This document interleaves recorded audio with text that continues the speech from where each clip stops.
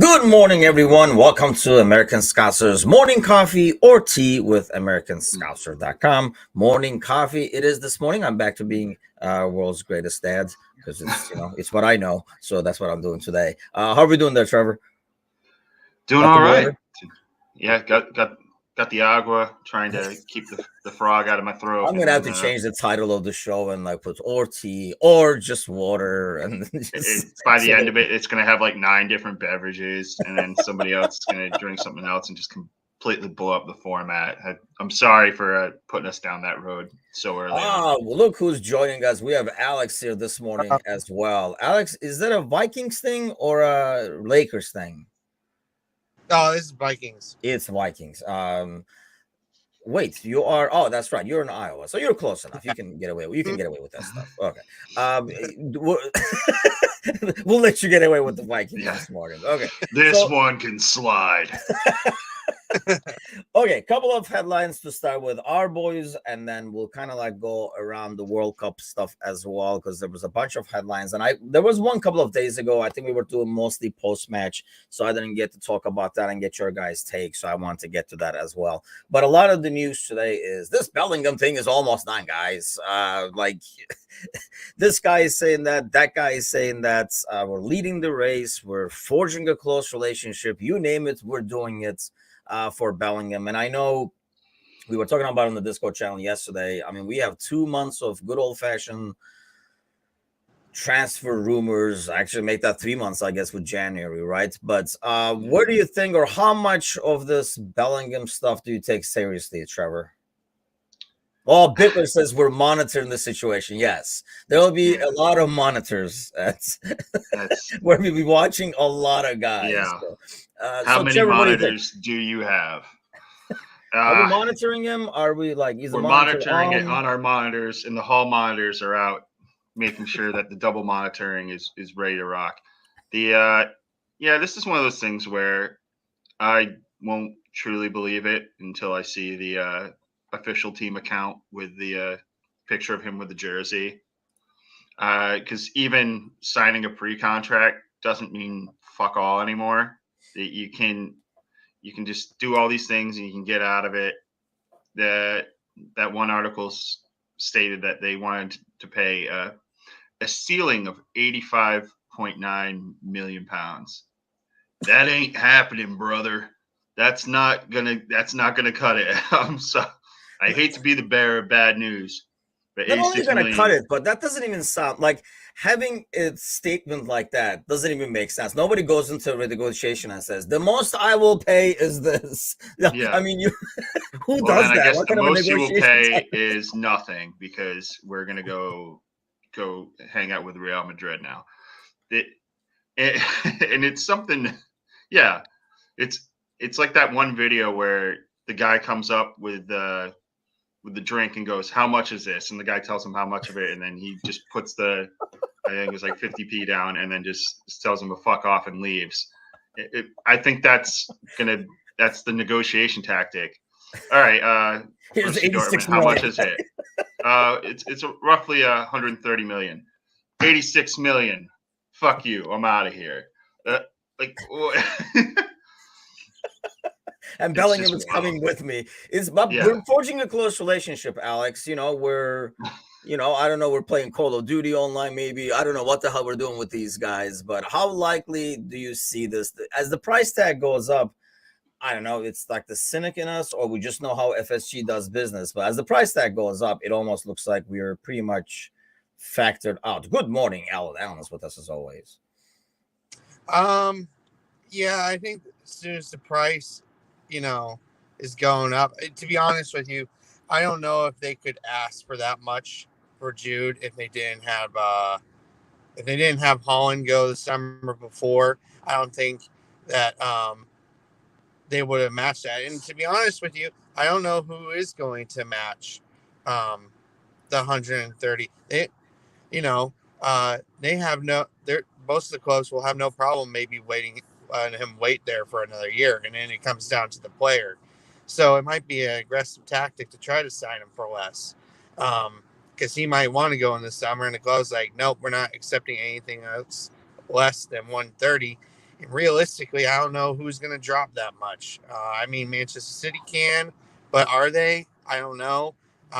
Real Madrid just might wait until he's at a lower price. So I don't know. It's Dortmund. I still think they're going to sell him. So who knows? You never know. PSG might come in. I'm sure there's another suburb they can give that they didn't give to Mbappe or something like that. They were like, why don't you take this one? It's about, you never know. But I mean, yeah, I think somebody will pay the money at the end, especially with his age. I think like he will command a lot more money than the 86 we're throwing on the table and leaving. But Daz is with us as well. Good morning, Daz. A couple of news for the weekend. I mean, obviously we'll talk a lot more in the pre-match, but Henderson is going to be available, and the Milner thing is sounding more and more like it was concussion, which just means, I mean, it's ironic that we literally talked about that same morning, Trevor, and could it be handled worse?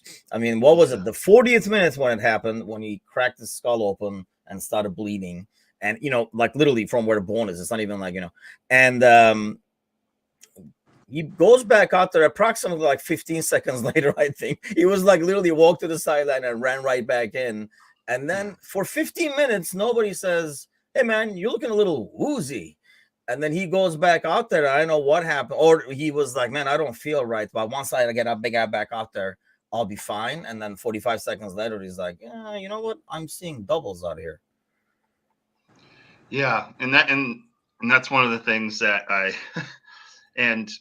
heard on the radio that the Premier, and this was a big point of contention heading into this World Cup, how they were going to kind of implement new rules. And one of them was a permanent concussion sub. And it came out that the Premier League had already agreed to use it on a trial basis, and were looking to make it something permanent this season, and just kind of like didn't tell everybody. And now you're like, okay, wouldn't this have been a very high profile time to, you know, get that? Well, with the Martinez one, more other thing, not Milner, because it was in Europe, obviously, two different things. But you had something where that was in play, and then you didn't do anything, and you had to make them burn a sub, so on and so forth. And then the Champions League now gets the chance to kind of be like, okay, now see how we're gonna do it, and fucked it even more somehow. And you're like, you don't even sub them out. Yeah. Just say that these guys are like on a conveyor belt for you, and you really just, if at any point there's any defects, we'll toss them aside. God forbid they have to fly home and they're barfing every 7 seconds. Nah, rub some dirt on it. Yeah, rub some dirt on it. And that's the thing. I mean, we talked about this before a couple of times because they were like related headlines. I almost feel like Sparky Parky is here. Sparky Parky is all over the place. I think he's back home, so he must be an evening show for him probably. But welcome aboard. So here's my thing. I don't know what, I mean, you know, probably like 15, 20 years from now, especially, we're going to find out a lot of dirt about all this stuff, probably similar to what we're going through in the US over here with the NFL. I just don't know how fast.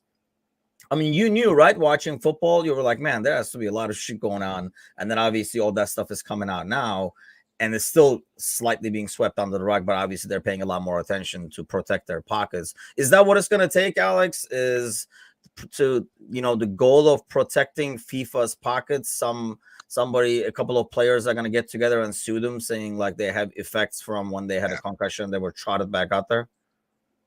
Unfortunately, I feel like it's going to have to take a couple serious injuries before they look at it and think, hey, we need to do something. Because I thought it was going to change back when Raul Jimenez, did he fracture his skull? Was it 2 years ago or 3 years ago? I think it was 2 years ago. 2 years, I guess. Yeah. Yeah.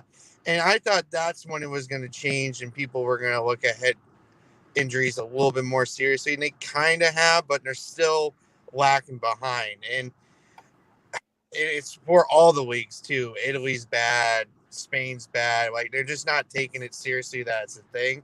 And I think eventually it's going to take a lot of serious injuries and lawsuits for them to finally be like, all right, we should take it seriously now. Yeah, see, I think it would be taken seriously if Jimenez was suing the Premier League or FIFA or something like that. Until that, you're like, you cracked your skull. Well, I'm sure you guys have somebody on the bench, right? And then it would just like the game kept going. We all felt bad for Jimenez, and then we kept going. So I think that's what it's going to come down to. Until the pocket gets hurt, it's not going to, it's not going to make a difference. So Alan has a headline for us. Qatar pays England and Wales fans at time World Cup group are given free flights, tickets, accommodation.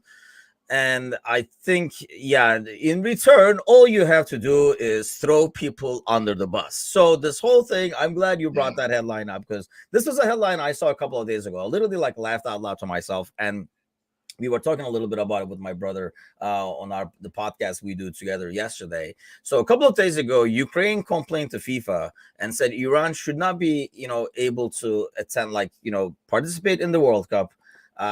It was mainly because Iran was helping Russia, but they made it, let me get the specific wording of it. The systematic human rights violations in Iran was the reason why they should not be allowed.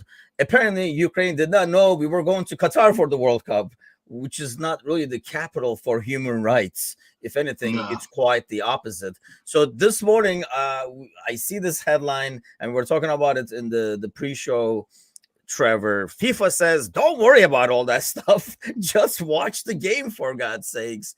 And I actually saw another thing where Henderson is talking about, what fans can do to kind of find a happy medium and stuff like that. But how nasty is it going to get, you think? Because FIFA, I mean, if you're already starting it now, saying, hey, let's not talk politics over here. Look at that goal, and trying to distract, throughout the World Cup, there's going to be a lot more coming out. Or maybe a lot more has come out, but a casual soccer fan does not know about it as much. They're like, oh, they built beautiful stadiums, but maybe not everybody knows how that came about. Yeah. They don't know how the sausage was made. Yeah, basically, yes. So how do you see it unfolding? Oh, it's gonna be a mess. There's also a thing in the States where supposedly, and they've come out and unequivocally denied it, that an American Outlaws board member took the same sweetheart deal from the Qatari government to go over there and kind of be a watchdog and shake the pom-poms for how great and awesome Qatar is, and snitch out people.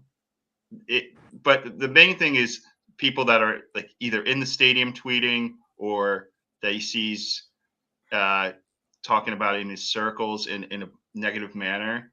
How weird of a trip that would be to go from, I don't know, we'll just say from the majority of the Outlaws people I know, they're from the Northeast. So you get some guy from Boston going over, somebody from Boston going all the way. My New England accent slipped through there for a second. It happens. I apologize. It's not a common occurrence. It usually takes more than just water to get it going, but nevertheless, you go over there and you're a million miles away from home. You're in a very, very different type of atmosphere, and you not only have to worry about getting from point A to point B. Now you have to have your head on a swivel of, I have to report all negativity. What if I miss one and there's a Qatari representative in the same hotel and he sees me ignore this? You didn't see this tweet? What the fuck? Yeah. I don't get it. But it's something like that and it started with the Australians with their campaign. There's going to be a lot of people that are going to take that risk to go over there and kind of make a statement with it and be vocal about the atrocities and just the misgivings of that country as in general baseline. Then what they did to A, host this tournament, B, make these stadiums, and C, kind of grease all the palms necessary to get everything that they wanted the way they wanted.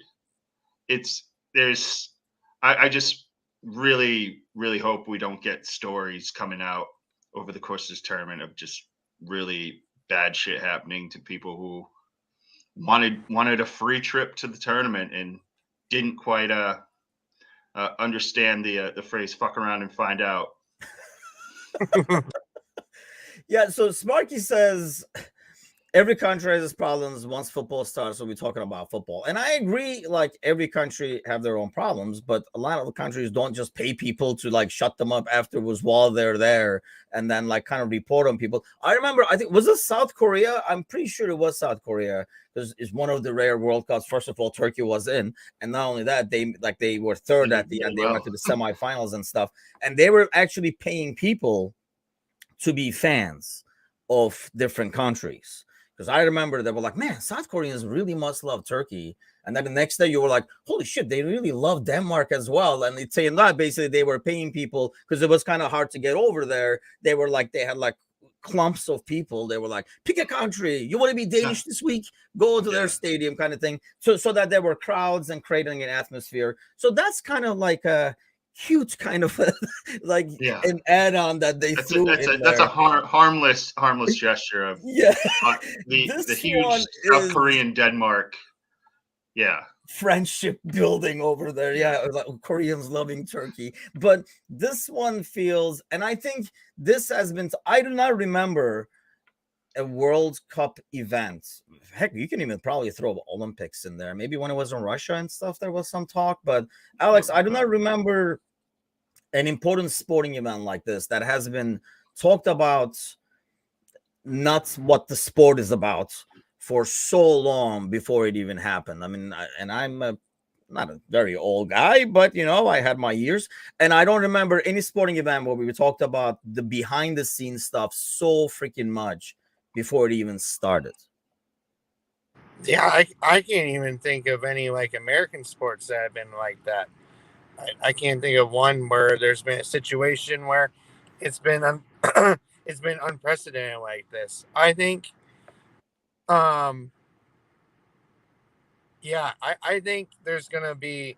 I know Trevor says you hope there's not gonna be any ill that go to these people that accept this deal, but I feel like it's gonna happen. I feel like there's gonna be.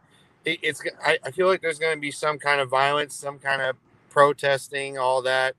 I'm not really liking the national team's FA kind of throwing players underneath the bus, and if they want to speak out about it, the national team doesn't have their back. They're kind of like, that's your opinion, kind of. So you're seeing that, and Klopp touched on it yesterday.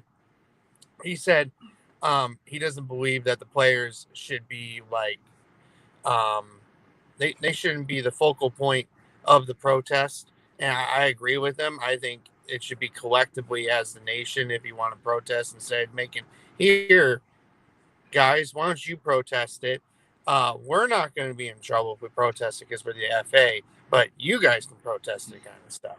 So I think it's going to be an interesting World Cup. I think there's going to be, it's definitely going to be people outside of the soccer community is going to be paying attention to it as well. So I guess we'll see how it goes. Yeah, I think maybe that's what it is too. Like a lot of people who are not maybe normally following the World Cup. I don't know who the hell those people are, but they're going to be probably watching it more. I mean, I agree with Sparky in the sense that once the game starts, the conversation right now is nothing but once the game starts, obviously we're going to start talking about football injuries and stuff like that, and maybe there'll be a head injury and we'll get distracted with that. But I feel like throughout there's going to be more and more stuff coming out because obviously these guys got to report somebody, or maybe like you're saying, Trevor, they think, I'll report and try to get the free trip. And then when you go over there, they're going to be like, we're waiting for your reports. And they were like, John was talking shit about Southgate. Does that count? And then like try to throw somebody else under the bus to get their, like, make their trip worthwhile and get their snitching part of the contract done. But I mean, once football starts, I agree that we're gonna talk. I mean, we're gonna do this for basically. This is gonna be a World Cup version every morning because we're gonna be right before the games actually kick off, the second games, and eventually the earliest game I think kicks off at like 9 a.m. my time. But so it's gonna be interesting. I mean, I always look. This is probably like a World Cup that normally. Well, until Liverpool's recent form, I wasn't looking forward to. Now I'm like, thank freaking God. But normally it's like a huge event. It's like the biggest sporting event, and you look forward to it, regardless if Turkey is in it or not, whatever, because it's like just so much soccer and so good. And I know partially because we already get so much freaking soccer now that we didn't before, with so many European Cup games and stuff like that. It just does not have the same vibe with me. I don't know, because all these like background stories, or I can't tell, but once it starts, I'm sure I'll be all over it. So, Atletico chief backs Simone despite UCL exit. Is that the ultimate kiss of death right there? Is basically you can start the clock for 2 weeks for him to be canned then, Trevor? With a lot of other guys, I'd say, yeah, that is the putting your head in the stocks and you're just waiting for the axe. But he has some sort of hold in that organization where I think it's something where it's going to be him leaving, and it may be something where they go, Diego, we don't have the heart to fire you, but we got to do something. We can let you talk to every other team on the planet. Just kind of do it hush hush, please, and then you can leave gracefully. I don't think they're going to just come out, and especially this heel guy. I think if he could just have a tattoo on every single limb of Diego Simeone, he probably would. But it's one of those things where it's just, yeah, I think he will be granted the clemency of a firing and rather be allowed to just leave on his own terms. Yeah, in some ways, as much as I hate him, it's the dude has done so much for the club, as much as we hate him, but he's done so much for the club. It's kind of like a hard deal. I mean, I guess it would be similar to, I don't know, is it fair to put him in the same basket as like Klopp in Liverpool kind of a deal? Like, regardless of the form, we probably would never fire, and it would be more like what you're saying, Trevor, like going to being hey, maybe here's a good idea. Why don't you take some time off or something like that? But yeah. Sparky says not the same vibe because it's played mid-season. Don't think it will happen again. The mid-season part might be right, just because it was soccer during the summer as well. So maybe it was the additional bonus. I don't think it will happen again either, but you never know how big those envelopes get. I didn't think it would ever happen. So will it happen again? I don't know. Depends on how much money they can stuff in those envelopes. Alex, I don't know if you're a Major League Soccer guy, but Philadelphia Union head coach Jim Curtin says MLS could become the top league in the world by 2026. And then is taken to the hospital for a concussion test himself. What do you make of his delusion? Maybe not top in competitiveness, but maybe top in like selling players. I can see him being a feeder league to like places over in Europe, but not top. They're not there's no way they're gonna beat a lot of Europeans leagues. For that notoriety. I think he's whatever he's smoking down in Atlanta, he might want to I don't know what's going on there, but yeah. What is he smoking, by the way? Sparky says never be top league. I don't even know it will ever be a top feeder league. I think we're seeing it a lot more, but I still consider like the Dutch league, Portuguese league, and stuff like that to be. It's not even the top league in North America. It's like if you go to like Southern California and like New Mexico and some parts of like really deep South Texas, like they put Liga MX games on TV over NFL games. It's really, yeah. There's places in Iowa. I mean, we have a pretty large Mexican Latin American population, but it's not uncommon to see the Mexican League on Channel 17, which is Fox over here. It's not uncommon to see that. Yeah, if I went into a bar in Rhode Island and asked somebody to put the Revs game on, they would slap me.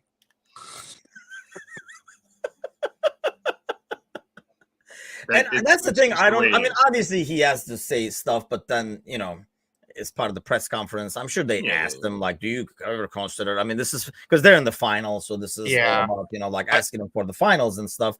But I mean, I think the part that bugs me is, if you punted the question away and said, here you go, you guys go get this, down the road, I can see Major League Soccer being one of the top leagues in the world. Next question, please. I can see that. But to give a freaking date of 2026, which is only 4 years away, mind you, it's not even like, like a Blade Runner situation. You're going to be like 2052. I think by then we'll be top league or something like that. I just don't see it in terms of, I mean, I hope it gets bigger and bigger. I mean, I always talk crap about it. I mean, the quality is not where it should be. But at the same time, as fans of the sport, Alex, we almost have to kind of support it in a sort of, hopefully Bickler is still not watching because I know he doesn't. But I mean, you're going to have to kind of support it in the sense that the better it gets, the bigger it gets, it's better for soccer fans like us who live in this country. Yeah. I mean, I'm a big Sporting Kansas City fan. We've gone to a bunch of games this year. They were horrendous. But the thing is that I've noticed with MLS games, maybe some of the teams that are not as popular, but I mean, I see the attendance, and for teams that even suck, their attendance is really good, which is kind of remarkable because in a lot of leagues around Europe, if your team kind of sucks or you're low on the pyramid, there's not a lot of fans that actually go to the games. And to see that with MLS games, even if you're a supporter of Chicago Fire or DC United or anything like that, there's still a pretty large turnout for fans there. So I guess if he's looking at an aspect like that for like attendance, I mean, yeah, attendance has definitely gone up, and you're seeing teams make bigger stadiums, better stadiums. So, it's going to go up, but I don't know about 4 years. I mean, 4 years is not a lot of time. Not a lot of time. Maybe he's better get to it. Yeah, I don't know. I have no idea where he's seeing that stuff. Maybe he was thinking the World Cup.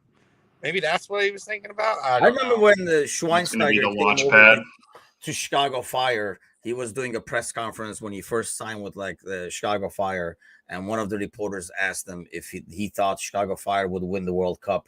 You've never seen Schweinsteiger so confused in his life. He was like, he thought it was like a lost in translation kind of thing. It was like, no, really, he's just freaking asking about that.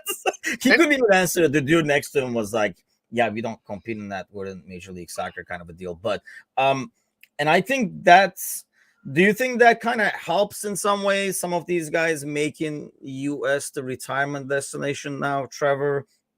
You see more and more names come in, ideally before, like, when Gerard and Pirlo and those guys came, I think it made it, I mean, it was painful to watch Gerard, for example. It was almost a bit too late. I get the sense that some of these guys are coming similar to when they used to go to Turkey and Greece and stuff like that, where they still have a couple of years left, not just at the top level. You think that kind of helps the cause? And I think the league itself is, and as Alex said, when you look at attendance figures, especially on the West Coast, it's disgusting how they pack those houses every single day.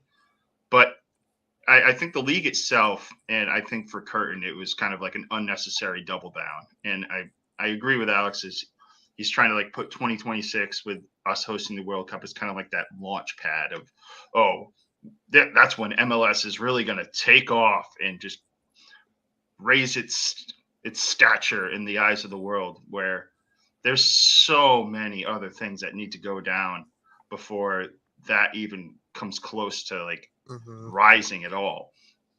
Where you got, okay, let's stop doing 70 expansion teams if you're not going to do even like a 2-level promotion and relegation. If you're going to keep doing the franchise model and you're going to keep having these billionaires pay 250, 300 million just for the right to have a team now, that's fine. That's all well and good if you're going to do that. But then just kind of recognize that you're going to be viewed differently than every other league in the world that does it differently. And you're not going to be held to that same standard. You're not necessarily going to be a sideshow, but you're just going to be you're going to be at the fair. You're just going to be a different ride. And it's something that I don't think guys like Don Garber and a lot of these owners that are coming in now have that same thought process with it, with some of the guys that were there initially, where they wanted it to just be a place where our national team players could play and not have to go to fucking Sweden and they could play at home. That was like, I feel the initial thought process about it, like both for our men and women to have domestic leagues so they didn't have to go play in the second tier of German football or do any of these things and uproot their families and all of that. It was supposed to grow the game, and now it's become to like grow people's pockets. And you're like, okay, that wasn't the real thing of it. And now when it's getting bloated to the point where there's times where you're just like, how many teams make the playoffs? I don't know. There's a lot. It's crazy when you say something like that to anybody from watching the league from afar, and they go, what's the point of the regular season if 75% of the teams can win the fucking championship in the end?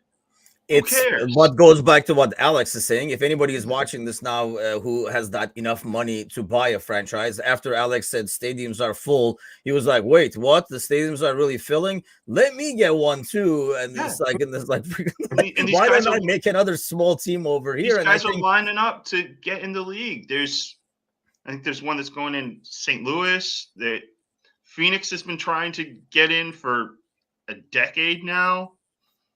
Yeah, there's just I don't know if Phoenix should try, especially when they can't fill games for the Arizona Coyotes. I think maybe they should pump the brakes on that. That's just saying that's probably a bad business decision on their part. Then if like they're looking at it going, it's diluting. They're looking at it the way you're saying though, like this team stinks, and they're putting 30,000 butts in the seats every day. Why can't we do that? Well, maybe you should kind of look internally first before you. Cities, maybe where they do not have another, pro team, it could be like something like, you're talking about, like, for example, I don't know, like when I was in Austin, you can see kind of like the team, because I mean, obviously University of Texas is there, but they don't really have another, that's like their almost like pro team. And you could see, I mean, that stadium, that atmosphere was just like ridiculous. And it was like very impressive. But at the end, it all boils down to what Sparky Parker was saying earlier. Until they change the structure, it will never compete, and they will never change the structure, because that's how the sport business is kind of like evolves and works in this country. And a lot of these owners also own like another franchise of some sort in the most part anyway. So that's why they bought into it. They wouldn't have bought into it. Like Phoenix would not be running around trying to get one if there was some kind of a relegation and stuff like that. So I think, while it can breed more talents, I've always seen it as, like South American players who didn't want to roll the dice and go all the way to Europe, kind of giving it a shot here first. And then once they were doing well, South America. Instead of going over there and starting in the second division or whatever, at least they can play here, show themselves, and go to maybe a lower level league, but at least in their top tier, like go to a Dutch team and stuff like that, and kind of like build their career that way. So I think it's a good stepping stone in that sense. I just never see it being a top league, because that right in the thing was a great analogy, I think, Trevor. It's almost like Globetrotters. Yeah, they're really skilled, but do you ever like compare them to like an NBA team? It's a different thing. It's a different show. They're like, it's good, but it's good on its own way or whatever. I can see the quality getting better, hopefully. but I don't know if diluting is obviously going to hurt that. But I think it's a matter of, I mean, I want to see it get better because if, especially for people like us who are fans of the sport in this country, I just don't think as a player, it will never be your final destination or your goal.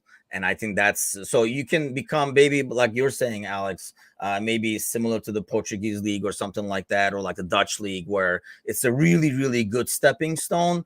But I think I still put it like one tier underneath it because you're not even able to show yourself in European tournaments. It's one thing when a young player goes to Greece or Turkey or whatever, because then they can bust their ass in the Europa and the Conference League or the Champions League qualifiers and show themselves to the Europe and that they can play in the European game against some big teams and stuff like that. Whereas over here, you still have that, yeah, but can you do it on a cold night like Stoke kind of a thing? You know, like, so you have that still going. I feel like that's a huge challenge to overcome. Before we leave here, which, you know, this conversation is going, we can talk about this World Cup on Major League Soccer for days.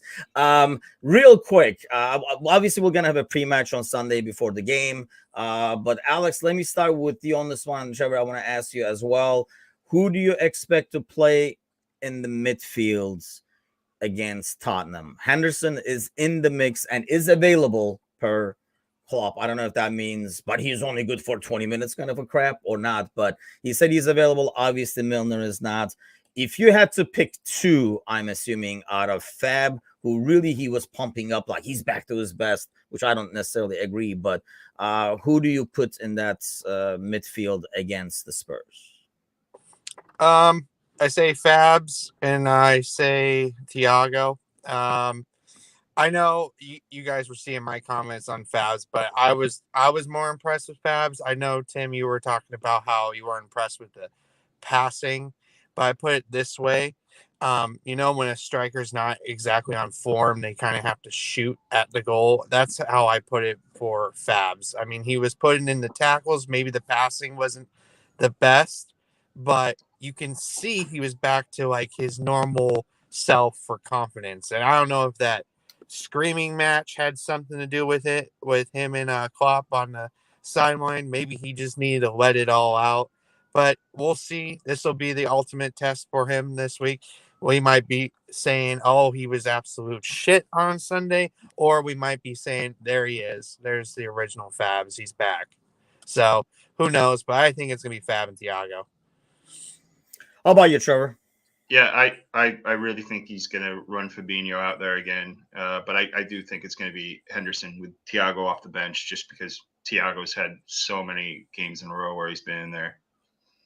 Sparky has Fab, Thiago, and Elliott, which I think we're talking like the holding. I think Elliott should get some run at some point, whether it be on the other side of Mo if they're going to do the 4-2-3-1 with like Bobby and Nunez up the middle, maybe. Mm-hmm. Who knows how they work it? We'll see how the formation comes out on Sunday, but I think getting Henderson back in there for a start is important just for him. And I think I agree with Alex that Fabinho is one of those guys where you hate to say that you want him to like work through issues, but those are the only things that I think are going to help him is making those tackles, making those stops, getting his intensity back up, so that it kind of like carries over to everything else. And I don't know. I mean, we kind of like talked about this, I think, last week, but maybe I think it was on the Monday podcast. Actually, we're talking with the boys about perhaps, you know, the old system was a lot better of a system for Fab, where he can kind of almost be a midfield sweeper, if you will, like behind that pressure. Whereas this, you know, the double pivot thing does not maybe suit him as much because he's not as much of a like coming in to sweep. And obviously depends on our press as well. I think it was overall better. That makes Fab better. Like how people do in front of him is kind of like really affects how well he performs. But at the same time, and that's what I was talking about, Alex, on Tuesday, that when he wins that ball, that the first pass he does, key for us to start that counter when you do the counter pressing and win the ball, and he comes and kind of almost like sweeps it off or cuts off one of their, like, as they try to counter and we start our attack. That initial pass is key, and that's has been one of his strengths, where he can kind of put it into play, even if it's as simple as swinging left to Robertson or something like that.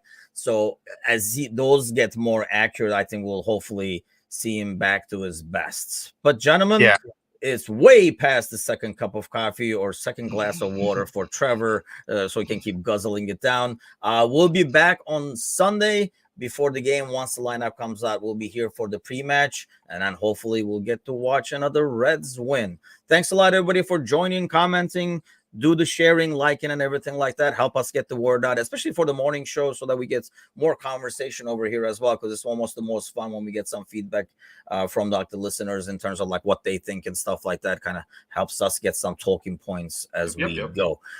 Have a great weekend, everybody. See you guys Sunday.